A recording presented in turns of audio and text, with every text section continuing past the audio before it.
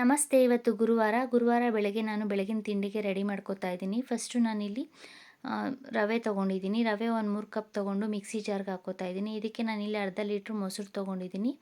ಮೊಸರು ನೋಡಿಕೊಂಡು ಈ ರವೆಗೆ ಎಷ್ಟು ಬೇಕೋ ಅಷ್ಟು ನಾನಿಲ್ಲಿ ಹಾಕ್ಕೋತಾ ಇದ್ದೀನಿ. ಹಾಕ್ಕೊಂಡು ನುಣ್ಣಕ್ಕೆ ಇದನ್ನು ಒಂದು 2ರಿಂದ 3 ರೌಂಡು ನುಣ್ಣಕ್ಕೆ ರುಬ್ಕೋಬೇಕು. ರುಬ್ಕೊಂಡಿದ್ದಾಗಿದೆ ಈಗ ರವೆನ. ಇನ್ಸ್ಟೆಂಟಾಗಿ ಈ ರೀತಿ ನಾವು ಈಸಿಯಾಗಿ ದೋಸೆನ ಮಾಡ್ಕೋಬೋದು. ಮೊಸರು ಹುಳಿ ಇರೋದ್ರಿಂದ ದೋಸೆ ಚೆನ್ನಾಗೇ ಬರುತ್ತೆ, ಸಾಫ್ಟಾಗಿ ಬರುತ್ತೆ ರವೆ ದೋಸೆ. ಈಗ ನೋಡಿ ಮಿಕ್ಸಿ ಜಾರಲ್ಲಿ ಉಳಿದಿರೋ ಹಿಟ್ಟಿಗೆ ನಾನಿಲ್ಲಿ ಸ್ವಲ್ಪ ನೀರು ಹಾಕಿ ತೊಳೆದು ಹಾಕ್ಕೋತಾ ಇದ್ದೀನಿ. ನಾನಿಲ್ಲಿ ಸ್ವಲ್ಪ ನೀರು ಕಮ್ಮಿ ಹಾಕಿ ನುಣ್ಣಕ್ಕೆ ರುಬ್ಕೊಂಡಿದ್ದೀನಿ. ನಾವು ಇನ್ನೊಂದು ಸ್ವಲ್ಪ ನೀರು ಹಾಕಿ ಸಹ ರುಬ್ಕೋಬೋದು. ರುಬ್ಕೊಂಡಾದಮೇಲೆ ಇದರಲ್ಲಿ ಗಂಟು ಏನೂ ಇರಬಾರ್ದು, ಆ ರೀತಿ ನೀಟಾಗಿ ಮಿಕ್ಸ್ ಮಾಡ್ಕೋಬೇಕು. ನೀರು ಜೊತೆ ರವೆ ನೀಟಾಗಿ ಮಿಕ್ಸ್ ಆಗಬೇಕು, ಗಂಟುಗಳೇನೂ ಇರಬಾರ್ದು, ಆ ರೀತಿ ಮಿಕ್ಸ್ ಮಾಡ್ಕೊಳ್ಳಿ.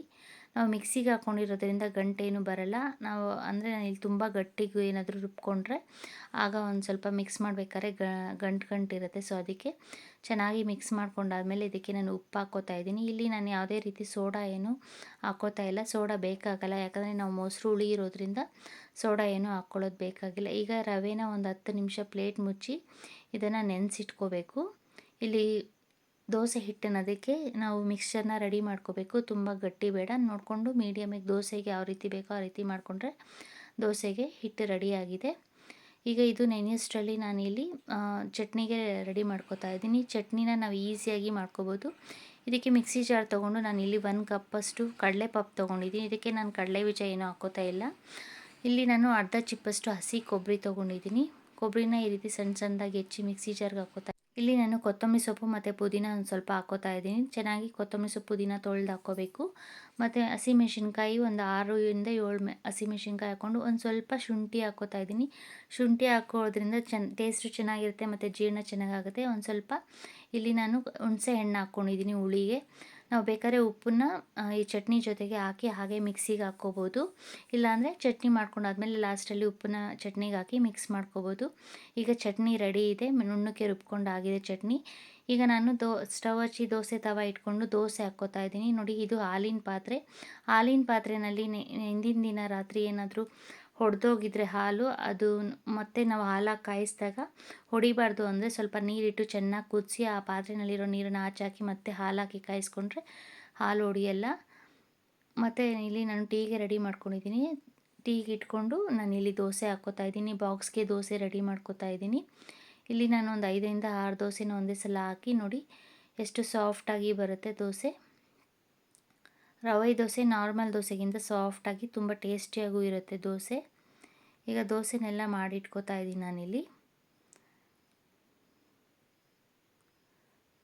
ಇದೇ ರೀತಿ ನಾನೊಂದು 5-6 ದೋಸೆನ ರೆಡಿ ಮಾಡ್ಕೋತಾ ಇದ್ದೀನಿ. ದೋಸೆಗೆ ಬೇಕಾದರೆ ನಾವು ಸ್ವಲ್ಪ ಎಣ್ಣೆ ಹಾಕ್ಕೊಂಡ್ರೆ ಟೇಸ್ಟು ಚೆನ್ನಾಗಿರುತ್ತೆ. ನೋಡಿ ಈಗ ದೋಸೆ ಮತ್ತು ಚಟ್ನಿ ಎರಡೂ ರೆಡಿಯಾಗಿದೆ. ಈ ಚಟ್ನಿ ನಮಗೆ ಮುದ್ದೆಗೆ, ಅನ್ನಕ್ಕೆ, ದೋಸೆಗೆ ಮತ್ತು ಚಪಾತಿಗೆ ಸಹ ತಿನ್ಬೋದು. ತುಂಬ ಟೇಸ್ಟಿಯಾಗಿರುತ್ತೆ. ಈಗ ಬಾಕ್ಸ್ಗೆ ರೆಡಿಯಾಗಿದೆ. ನನ್ನ ಮಗಳಿಗೆ ಬಾಕ್ಸಿಗೆ ರೆಡಿ ಆದಮೇಲೆ ನಾನಿಲ್ಲಿ ಹಾಲು ಕಾಯಕ್ಕೆ ಇಟ್ಕೋತಾ ಇದ್ದೀನಿ. ಹಾಲು ಕಾಯಿಸ್ಕೊಂಡಾದ್ಮೇಲೆ ನಾನು ನನ್ನ ಮಗಳನ್ನ ಸ್ಕೂಲ್ಗೆ ಬಿಟ್ಟು ಬಂದಾದಮೇಲೆ ಇಲ್ಲಿ ನಾನು ಸ್ವಲ್ಪ ಬಟ್ಟೆಗಳು ವಾಷಿಂಗ್ ಮಿಷಿನ್ಗೆ ಹಾಕೋತಿತ್ತು. ಬಟ್ಟೆಗಳನ್ನೆಲ್ಲ ವಾಷಿಂಗ್ ಮಿಷಿನ್ಗೆ ಹಾಕಿ ನಾನಿಲ್ಲಿ liquid hockey washing machine on ಮಾಡ್ಕೋತಾ ಇದ್ದೀನಿ. ನಿನ್ನೆ ಸ್ವಲ್ಪ ಬಟ್ಟೆಗಳನ್ನೆಲ್ಲ ಒಗೆದಿಟ್ಟಿದ್ದೆ ನಾನು. ಆ ಬಟ್ಟೆಗಳನ್ನೆಲ್ಲ ಈಗ ಮಡಚಿ ನೀಟಾಗಿ ಕಬೋರ್ಡಲ್ಲೆಲ್ಲ ಜೋಡಿಸ್ಕೋತೀನಿ. ಜೋಡಿಸ್ಕೊಂಡು ಬೆಡ್ ಮೇಲೆ ಎಲ್ಲ ಬೆಡ್ಶೀಟೆಲ್ಲ ಒಂದು ಸ್ವಲ್ಪ ಇದಾಗಿಬಿಟ್ಟಿದೆ. ಸೊ ಅದನ್ನೆಲ್ಲ ನೀಟಾಗಿ ರೆಡಿ ಮಾಡ್ಕೋಬೇಕು. ಇವತ್ತು ತುಂಬ ಕೆಲಸ ಇದೆ ನನಗೆ, ಮನೆಯಲ್ಲಿ ತುಂಬ ಕೆಲಸ ಇದ್ದಿದ್ದರಿಂದ ಮಧ್ಯಾಹ್ನ ಅಡುಗೆ ಏನು ಮಾಡ್ಕೋತಾ ಇಲ್ಲ ನಾನು. ಮಧ್ಯಾಹ್ನ ಬೆಳಗ್ಗೆ ಚಟ್ನಿ ಮಿಕ್ಕಿರುತ್ತಲ್ಲ, ಅದಕ್ಕೇ ನಾನು ಮಧ್ಯಾಹ್ನ ಒಂದು ಸ್ವಲ್ಪ ಅನ್ನ ಮಾಡ್ಕೋತಾ ಇದ್ದೀನಿ. ಈಗ ಬಟ್ಟೆಗಳೆಲ್ಲ ಮಡಚಿಟ್ಟಿದ್ದಾಯಿತು. ಮಡಚಿರೋ ಬಟ್ಟೆಗಳನ್ನೆಲ್ಲ ನೀಟಾಗಿ ಕಬೋರ್ಡಲ್ಲಿ ಜೋಡಿಸಿಟ್ಕೋತಾ ಇದ್ದೀನಿ. ಜೋಡಿಸಿಟ್ಕೊಂಡಾದ್ಮೇಲೆ ಇಲ್ಲಿ ನಾನು ಬೆಡ್ಶೀಟ್ ಎಲ್ಲ ಫುಲ್ಲು ಇದಾಗಿಬಿಟ್ಟಿದೆ. ಸೊ ಅದನ್ನೆಲ್ಲ ಸರಿ ಮಾಡ್ತಾ ಇದ್ದೀನಿ. ಬೆಡ್ಶೀಟ್ನ ಸರಿ ಮಾಡಾದಮೇಲೆ ಇಲ್ಲಿ ನಾನು ಒಂದು ಸ್ವಲ್ಪ ಕಸ ಗುಡಿಸಿ ಮನೆ ಒರೆಸ್ಕೋಬೇಕು. ನಾಳೆ ಶುಕ್ರವಾರ ಆಗಿರೋದ್ರಿಂದ ನಾನು ಸ್ವಲ್ಪ ಬೇಗ ಕೆಲಸಗಳನ್ನೆಲ್ಲ ಮಾಡ್ಕೋತಾ ಇದ್ದೀನಿ. ಮತ್ತು ನಾನಿಲ್ಲಿ ದೇವ್ರ ಪಾತ್ರೆನೆಲ್ಲ ಗುರುವಾರನೇ ತೊಳೆದಿಟ್ಕೊಂಡ್ಬಿಡ್ತೀನಿ. ಈಗ ನೋಡಿ ಬಟ್ಟೆಗಳನ್ನೆಲ್ಲ ಮಡಚಿ ಬೆಡ್ಶೀಟೆಲ್ಲ ಸರಿ ಮಾಡಿದೆ. ಸರಿ ಮಾಡಾದಮೇಲೆ ನಾನು ಬಟ್ಟೆಗಳೆಲ್ಲ ಮಡಚಾದ್ಮೇಲೆ ಸೋಫಾ ಮೇಲೆ ಕವರ್ಸ್ ಎಲ್ಲ ಎತ್ತಿ ಒದ್ರಿಕೊಂಡು ಕಸ ಎಲ್ಲ ನೀಟಾಗಿ ಗುಡಿಸಿ ಎತ್ತಾಕ್ತಾಯಿದ್ದೀನಿ. ಗುಡಿಸಿ ಆದಮೇಲೆ ಮನೆ ಒರೆಸ್ಕೋತೀನಿ. ನಾನು ಹಿಂದಿನ ದಿವಸನೇ ಮನೆ ಒರೆಸಿ ಎಲ್ಲ ರೆಡಿ ಮಾಡಿ ಇಟ್ಕೊಂಡ್ಬಿಡ್ತೀನಿ ಶುಕ್ರವಾರಕ್ಕೆ. ಸೊ ಈಗ ನೋಡಿ ಬಟ್ಟೆ ಎಲ್ಲ ವಾಷಿಂಗ್ ಮಿಷಿನ್ಗೆ ಹಾಕಿದ್ನಲ್ಲ, ವಾಶ್ ಆಗಿದೆ, ಅದನ್ನೆಲ್ಲ ಒಣಗಾಕೋತಾ ಇದ್ದೀನಿ.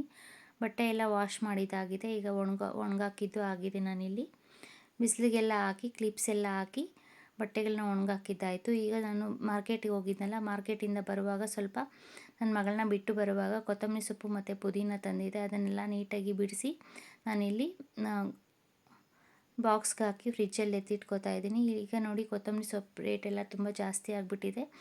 ಇಲ್ಲಿ ಫಾರಮ್ ಕೊತ್ತಂಬರಿ ಸೊಪ್ಪಿಗೆ ಏನಿಲ್ಲ ಅಂದರೂ 60 ರೂಪಾಯಿ ತೊಗೋತಾರೆ ನಮ್ಮ ಕಡೆ ಎಲ್ಲ. ಪುದೀನ ಸೊಪ್ಪು ಅಷ್ಟೇ, ಚಿಕ್ಕದು ಒಂದು ಕಟ್ಟಿಗೆ ಏನಿಲ್ಲ ಅಂದರೂ 30ರಿಂದ 40 ರೂಪಾಯಿ ತೊಗೋತಾ ಇದ್ದಾರೆ. ತುಂಬ ಕಾಸ್ಟ್ಲಿ ಆಗಿಬಿಟ್ಟಿದೆ ತರಕಾರಿ ರೇಟು, ಸೊಪ್ಪು ರೇಟೆಲ್ಲ. ಸೊಪ್ಪು ಒಂದು ಕಟ್ಟಿಗೆ ಏನಿಲ್ಲ ಅಂದರೂ ಪಾಲಕ್ ಸೊಪ್ಪು 30ರಿಂದ 35 ರೂಪಾಯಿ ಆಗಿಬಿಟ್ಟಿದೆ. ಸೊ ಅದಕ್ಕೆ ಒಂಚೂರು ವೇಸ್ಟ್ ಆಗದೆ ಇರೋ ಹಾಗೆ ನೋಡಿಕೊಂಡು ಕೊತ್ತಂಬರಿ ಸೊಪ್ಪು ಮತ್ತು ಪುದೀನ ಸೊಪ್ಪನ್ನೆಲ್ಲ ಬಿಡಿಸಿ ನಾನಿಲ್ಲಿ ಬಾಕ್ಸ್ಗೆ ಹಾಕಿ ಫ್ರಿಜ್ಜಲ್ಲಿ ಎತ್ತಿಟ್ಕೋತಾ ಇದ್ದೀನಿ. ಈ ರೀತಿ ಬಾಕ್ಸ್ಗೆ ಹಾಕಿ ಎತ್ತಿಟ್ಕೊಳೋದ್ರಿಂದ ನಾವು ಒಂದು 10ರಿಂದ 15 ದಿವಸವರೆಗೂ ಕೊತ್ತಂಬರಿ ಸೊಪ್ಪು ಮತ್ತು ಪುದೀನ ಏನೂ ಆಗೋಲ್ಲ. ಸೊ ಇವತ್ತು ನನ್ನ ತಂಗಿದು ಒಂದು ಬ್ಲೌಸನ್ನ ವರ್ಕ್ ಕೊಟ್ಟಿದ್ದೆ, ಅದನ್ನು ತೊಗೊಂಬಂದೆ. ನೋಡಿ ಈ ರೀತಿ ವರ್ಕ್ ಮಾಡಿಸಿದ್ದೀನಿ. ಇದು ಬಂದು 1,500 ಕೊಟ್ವಿ ನಾವು. ಇದು ಫ್ರಂಟು ಮತ್ತು ಬ್ಯಾಕ್ ಮಾತ್ರ. ಸ್ಲೀವ್ಸು ಫುಲ್ ಲಾಂಗ್ ಬಾರ್ಡರ್ ಬಂದಿರೋದ್ರಿಂದ ನಾನಿಲ್ಲಿ ಬಾರ್ಡರ್ಗೇನು ಸ್ಲೀವ್ಸ್ಗೆ ವರ್ಕ್ ಮಾಡಿಸಿಲ್ಲ. ಬ್ಲೌಸ್ನ ನಾನು ನಾಳೆ ಸ್ಟಿಚ್ ಮಾಡಬೇಕು. ಸೊ ಇವತ್ತು ಬೆಳಗ್ಗೆಯಿಂದ ಸಾಯಂಕಾಲವರೆಗೂ ನನ್ನ ದಿನಚರಿ ಹೀಗಿತ್ತು. ಸೊ ನಾನು ಮಾಡೋ ವೀಡಿಯೋಸ್ ನಿಮಗೆ ಯೂಸ್ಫುಲ್ ಅನಿಸಿದ್ರೆ ಪ್ಲೀಸ್ ಲೈಕ್, ಶೇರ್ ಮತ್ತು ಸಬ್ಸ್ಕ್ರೈಬ್ ಮಾಡಿ. Thank you.